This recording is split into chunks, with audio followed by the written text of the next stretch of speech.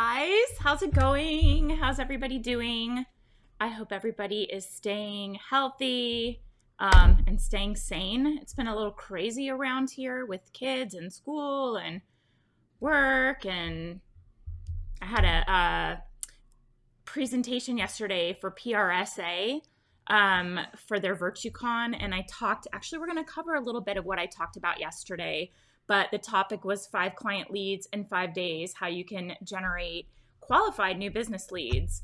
And it went really well. I really enjoyed presenting and the feedback was really great. But I had this nervous concern in the back of my mind that the kids were going to finish school and come right in and start talking to me, which I love normally. I like to see them and hear how school went for the day, but not when I'm presenting to about like 100 or just under 100 of our PR peers. So they were awesome. They didn't come in and my presentation went a little long. So at the end I was like, blah, blah, blah, blah. And I know you're probably really shocked to know that I was talking a lot, right?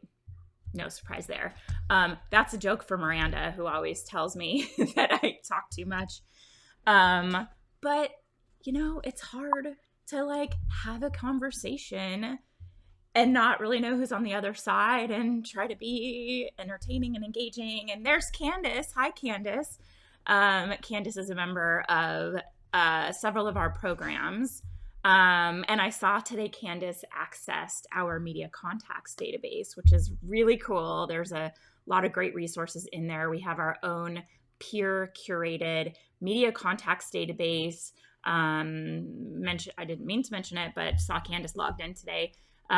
We really wanted to create a resource that was really affordable. Hi, Lindsay. Really affordable, and a way that agency owners that are just starting out, that don't have a budget for other databases, and I know you know the ones, they could still access a database with really responsive editors and a lot of topic areas covered. And we put it together and the members of our community contribute to it. And it's the most up-to-date resource we can offer because we are the ones engaging with these editors all the time. Awesome. Okay, Candace says the database is awesome. I've started submitting a few updates. So more to come. I love it. Thank you so much. This is the beauty of this community, is that it's everybody contributing to make all of us better. And we wanted a database that was up to date. If editors move, we wanted it to be able to change it and report it quickly, so you're not spending your time pitching editors that are no longer at a certain publication. Because I have news for you, those other databases we're spending thousands of dollars on have tools and bells and whistles that nobody uses, and you're paying for them, but also they're really out of date, and there's hundreds, if not thousands, of contacts you'll never need. And again, you're paying for them, but when they have so much to maintain, it's really hard to keep it up to date. Ours is streamlined. The editors in this database are responsive. They are people that our members of our community are working with currently, actively. So that's what we wanted to put together for you. And we made it really affordable, because one of the concerns I've seen, I don't know why I'm talking about the database, only because I just saw Candace logged into it. But one of the things that I've seen, a lot of agency owners that are maybe just getting started, they feel less legit because they can't afford an expensive database. And they feel like if they have to reverse engineer email contacts for editors and spend a little longer to build their list, they feel less legit. And I don't think that that should ever trip you up or hold you back. Being legit, guys, is a state of mind, honestly, and you're all legit. And we just give you tools and strategies and frameworks to make you super buttoned up, so that confidence comes through when you're selling to these ideal clients that you are seeking. So it's important to really discover who your ideal client is. We're kind of bringing it back to the basics here. We teach a lot of advanced strategies, and several of our members, like Candace, have been practicing PR for a really long time and have a really deep understanding of who their ideal clients are. But sometimes it's good to revisit it so that you are running a business that you love, working with clients that you truly believe in and that light you up. So it's important to know who your ideal clients are. Definitely a great resource for those who aren't already on a database. Share with the bigger platforms. Yeah, it's a good starter, but also we have several members that are on these databases, and they feel that ours is more, the contacts are more responsive. So they'll be pitching a publication and they'll get crickets from the contacts in those other databases, but ours are like laser focused and those people reply, because it's our members sharing who they work with, right? Not who's listed in a database, but who is actually replying to your pitches. So that's what you get in our database. Yeah. So, and we have a lot of members who've had a lot of, great success with pitching and reaching contacts they've had trouble in the past connecting with, and then converting and landing features for clients. So when you're looking for clients that you want to work with, like really lasering in on niches, and I have a lot of people asking questions like, hi Alex, I have a lot of people asking questions like, how many niches can I have? And is it okay to have this niche and that niche? And it's like, yes, absolutely. You can work with whomever you want to work with, have as many niches as you want, but you have to know that the more types of clients that you serve, the more that you're going to feel a little bit scattered, the less likely you are to have a deep expertise. And what we're looking for is developing an expertise so you have industry know-how that makes you an expert, and developing deep media relationships that you can call on, and those relationships cross over between several of your different niches, right? So that's what we have in our business. We have media contacts that serve to enhance both or all three of our niches.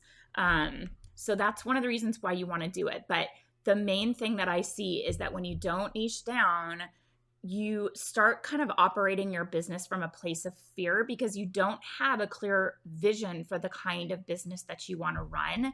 So part of that is planning out the kind of clients you want to work with and the kind of services that you want to offer. That's niching down. Who do you serve and how do you serve them? And I'm not going to talk today about how you serve them, but that could be PR, social media marketing, influencer marketing, events, strategic partnerships. Niche down there also, because otherwise you're doing a million things and you'll feel like you're running around with your hair on fire. In our agency, we offer PR. That's kind of our foundation, our bread and butter.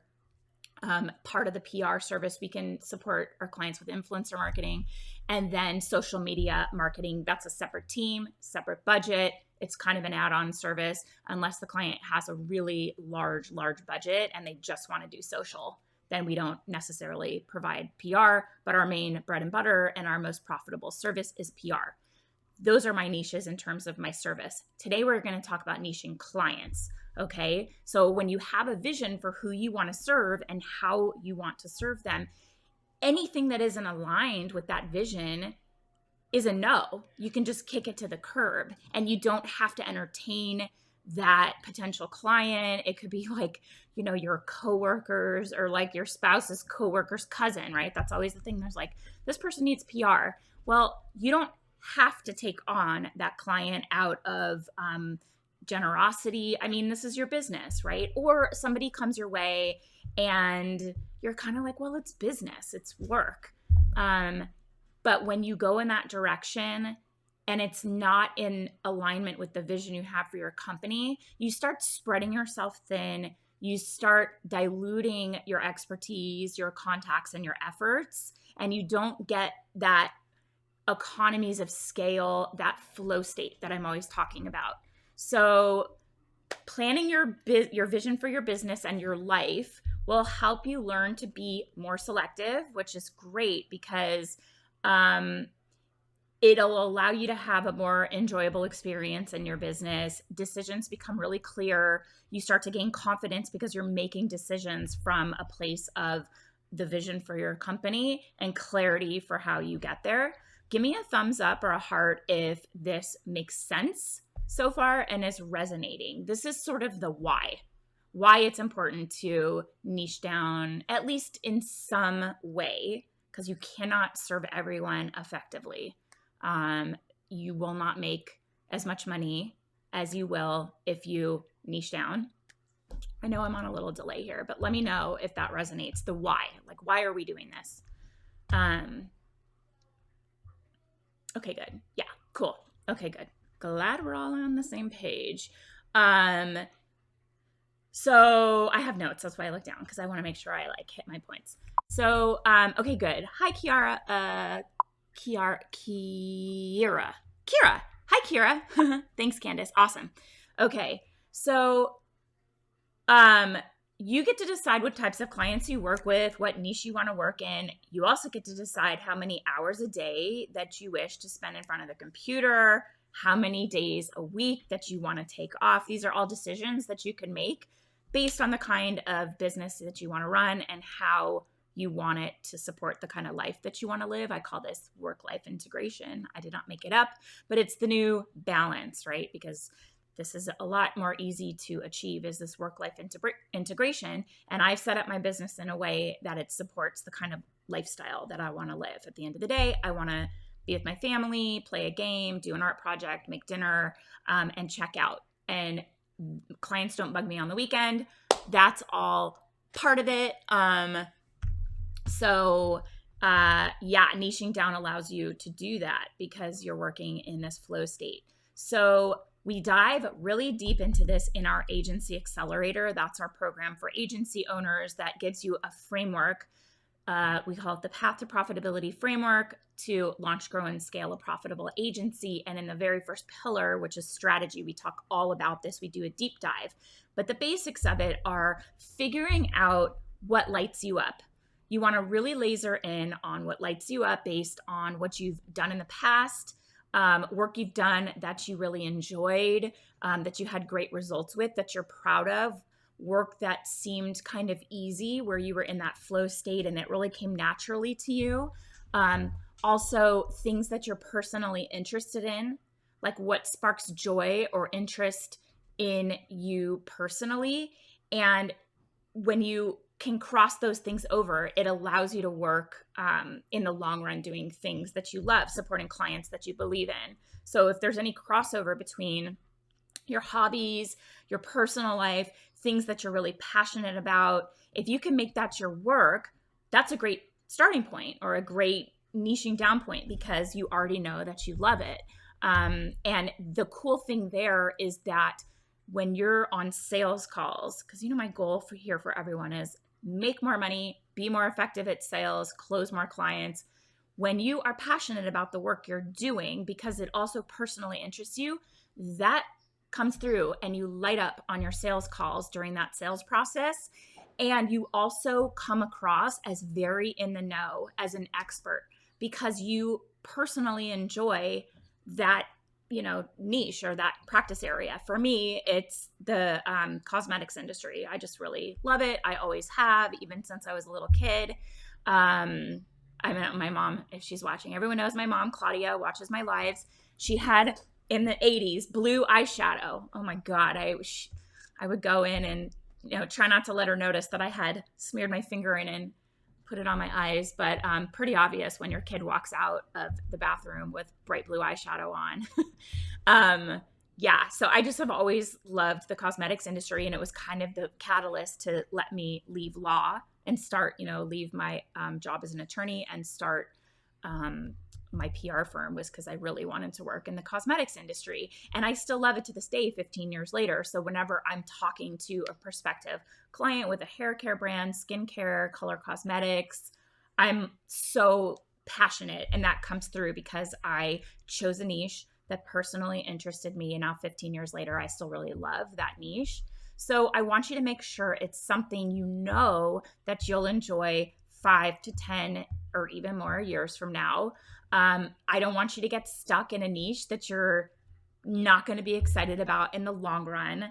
I've often given the example of the wedding industry. Nothing wrong with the wedding industry. There's tons of opportunity to pitch and tons of clients. But for me personally, I had an interest level in the wedding industry for about a year when I got married. From the time I got engaged to the time I got married. And then after that, I didn't really care about the wedding industry anymore. And I know that if I had gone deep into that path, I would have been like, I don't really care. 10 years from now, 10 years after I got married, now I'm 13 years, I don't pay attention to anything going on in the bridal industry anymore. So I decided on skincare because I knew, skincare, color cosmetics, the beauty industry, because I knew that I would always be into it. So that's one thing. What lights you up personally? And start thinking about that. Write this down so you can go back and almost treat it like homework. How do you laser in? Here's the first step. What personal interests do you have? How can you choose clients in that niche so you'll love your business in a decade? Another thing to focus on is past experience that you have that you can use to your advantage. So you can use work that you've done in the past. You can leverage it in some way to help attract more clients like this. And the flip side of this is knowing that you've done work in the past that you didn't really love and kind of moving away from it, or a certain type of client that weighed you down, that felt heavy. Just because you have personal experience in it, maybe you worked at an agency, or before you started your own PR firm, you worked in a corporate job and you have know-how there. That doesn't mean that you have to pursue that as a perspective, or a potential niche for you, because it's about that feeling. That's work you did weighed you down. So for example, for me, when I left law and started my PR firm, several people said to me, PR and marketing for law firms is very lucrative. The retainers are really high. Lawyers have no idea what they're doing in that respect. So they rely on experts and they have big budgets and they're willing to pay, multiple five-figure retainers for experts with that unique know-how to cross over.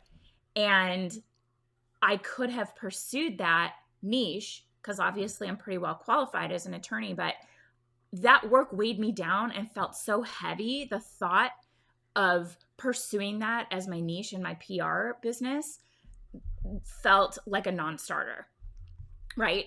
So it dragged me down, it weighed me down. So for me, that was a big no.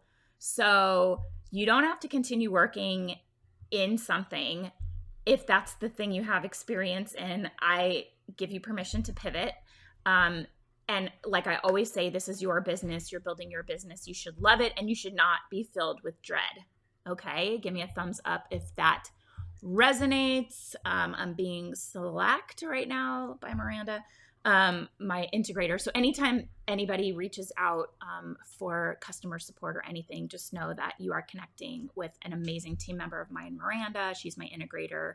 She's awesome, and she has your back. And I have your back too, but we're gonna figure it out together. Let's see. The other thing too is if there's like an ego or personality or something that's really challenging, awesome. Okay, cool. I don't enjoy dealing with difficult personalities.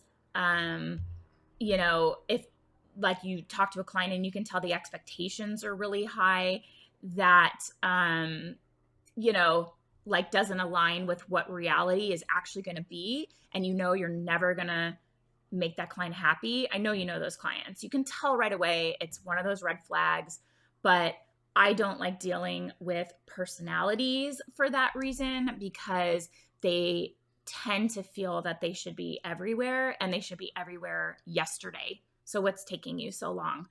A bottle of shampoo doesn't have an ego, right? A makeup brush doesn't have a deadline. You can send it off, and if you never see it again, that's fine. You don't have to track it. It's not fine jewelry. It's not an expensive item. You can send it off and just hope that it gets featured somewhere. You follow up and find a place for it.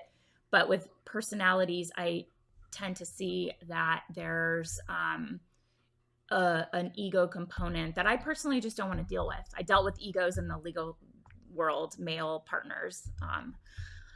Some of you have heard that story. I'm not going to repeat it right now, but you don't have to deal with egos in certain niches that are maybe a better fit for the kind of like peace and harmony you're looking for in your business. That's just how I made that decision.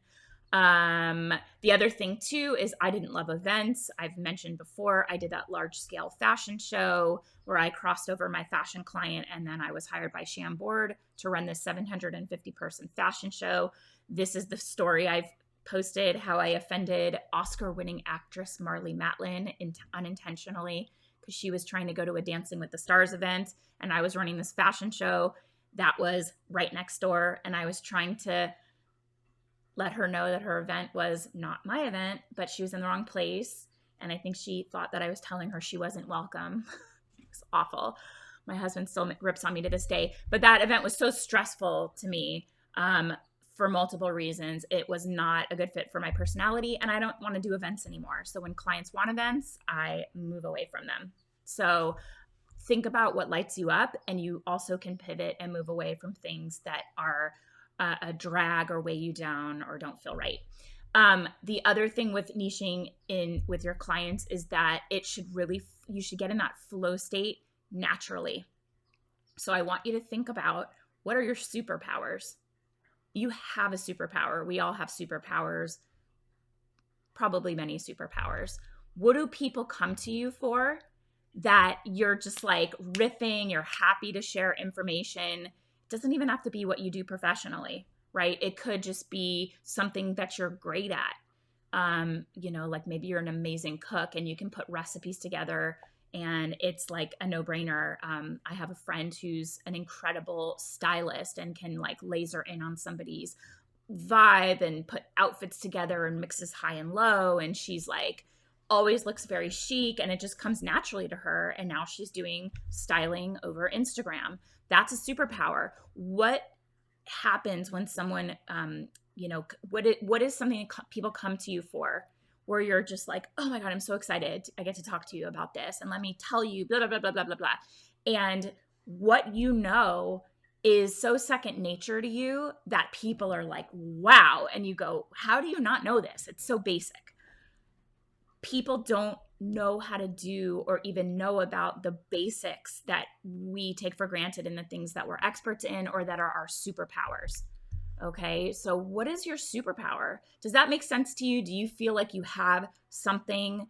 And again, it doesn't have to be what you're doing professionally. It could be something that you're known for in your friend circle or your family, and they come to you for, or like you catch your mom talking about you and she's like, oh, Candace is amazing at whatever, right? And you overhear that and you know that you really are great at that thing, and it just comes so naturally to you. If you can work in that expertise, that know-how that allows you to get into that flow state so easily, that will allow your business to flow.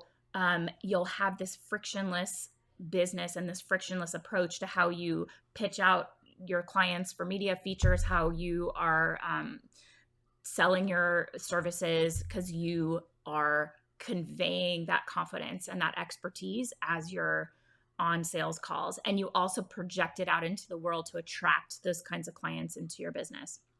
Okay, so tell me, what is your superpower? What are some of my superpowers? I'm pretty good at a lot of things. I pick up on things quickly. I always remember my mom saying, Jennifer's so creative, and I don't know where she got it because my mom is not creative. I can look at something and I can recreate it. I'm not artistic, but I'm very crafty. I can look at a room interior design wise and I can completely recreate it. I can find the items in it and put together a design based on something that I've seen that I really like. I'm a pretty good baker, which is why I'm so excited. I got a brand new oven that's coming in a couple weeks. So excited, not in time for Thanksgiving, but my oven is terrible. It overcooks everything and the center is raw and the outside is dry. It's terrible. So I finally got a new oven I'm so excited about, but I'm a pretty good baker. I'm great at making salads. My dad's a great salad maker. So I can put things together and make like a really good salad just with what's in the house, and it has like a vibe to it. My superpowers, like, and makeup. I love makeup. I can like recreate an eye tutorial. I can show somebody how to do it. You can't tell, but I have like, I got my Anastasia palette on. I just love it. And I also know for me, when I share something with someone, it's like I either am like, bleh, or I love it and you're going to hear about it. And my friends always turn to me for things to recommend, things that I'm always sharing. Like, I discovered this thing and I want to share it with you. That's why I ended up doing PR, is because I always felt like I had something to share. Like, I wanted to share things I was really passionate about. And that made me feel fulfilled and lit up, because I felt like I was really helping people discover things that would make their lives better. Here's my kitty. So that was kind of a superpower of mine and allowed me to get over into the PR world from law, because I was okay. That's totally the cat's butt. Harley. So, that thing that lit me up, that people came to me for, that I was really passionate about, allowed me to pivot from law to PR. And I still love it to this day. So anyway, and let's see. Yeah, me too. Awesome. Okay, cool. So you're going to use your superpower. Tell me what your superpower is, and don't overthink it. You have them. You have them. Things that you're just like, that's so easy. How come people can't do this? Anyway, I would love to hear what your superpowers are. Oh, look at that. My circle of friends, family, and colleagues call me the email whisperer. My superpowers are definitely writing, creative storytelling, and building great relationships. Well, you are obviously in the right profession, Candace, and I know you're great at all of those things. It doesn't surprise me that you are known for that. So that's perfect for PR. I'm a great editor. I'm not a great writer from scratch. I'm really great at like editing something that's already there. I tend to stare at the screen in like nervous panic when it's a blank screen and I know I have to write something. So I'm really good at editing. It sounds like Candace, no brainer for PR. Yeah, it sounds like Candace is really good at writing from scratch, which is really a good superpower for PR. The last thing I'm going to say on this, so you've got, let me just recap. You've got your reasons why you want to discover your ideal client. It obviously allows you to niche down, which allows you to charge more money, work in a business you love, lights you up every day, support clients you believe in, that you're really passionate about. You have ideal clients. You're going to think about what lights you up, what you're personally interested in, so you can work in the long run doing something that you're still really passionate about. Using your past experience to your advantage, and also discovering what you want to move away from because it felt heavy and weighed you down, and you can pivot, and that's okay. Leveraging your expertise and your superpowers, things that come naturally to you, so that your business can work towards a flow state. And then how do you deal with clients that don't meet this new ideal? And we've all taken on clients where we're like, oh, why did I do that? This sucks, right? If you have clients that don't meet this new ideal, it's okay to move away from working with them. And if it doesn't bring you joy, if it's not aligned with your new vision, you probably will not be able to give it your best effort. I mean, we can all fake it. And Kiera is saying mine would be crafting stories and making a story interesting. That is an absolutely a superpower. Finding the gems. And I have to tell both of you, oh, look at this. Latanya, my superpower is stitching strategy together and making everybody have a Merry Christmas. That's awesome. That sounds like two superpowers, right?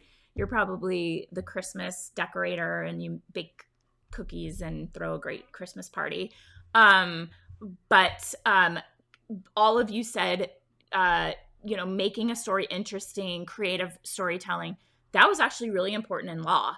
And I knew that skill would transfer over because in law with litigation, both sides have the same set of facts. There's no like bombshells. It's not like, aha, I have this smoking gun. It's like everyone has the same evidence, and it's called discovery. You turn over everything and everyone has the same. You have to craft the best story that takes the evidence and the law and mushes it together and convinces a judge or a jury or a moderator that your client's desired outcome or vision of the events is the right one. So that's about using facts and evidence and taking the facts you have and making it the most compelling, which is exactly what PR is. So it's interesting, this skill and talent that you all have, and I have it too, translates over to a lot of different professions. So very valuable skill people pay a lot of money for, right?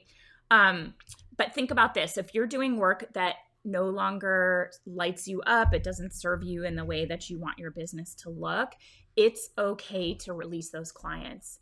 And what then happens is you allow them the ability to find somebody that's more passionate about them and their business, and somebody else will find greater joy in doing that project than you do. And so by letting them go, you're actually doing them a service. So don't feel bad about it. I know we all hold on to clients that we don't love. It's okay to fire clients. It's okay to walk away from something that isn't aligned with your vision. Once you start doing this work and you laser in, you got to let some things go. Okay, so I hope that was helpful today. I feel like we had a conversation, which is like me talking at you, but I can see the comments. So thank you so much for being here. I'd love to hear more of your superpowers and how.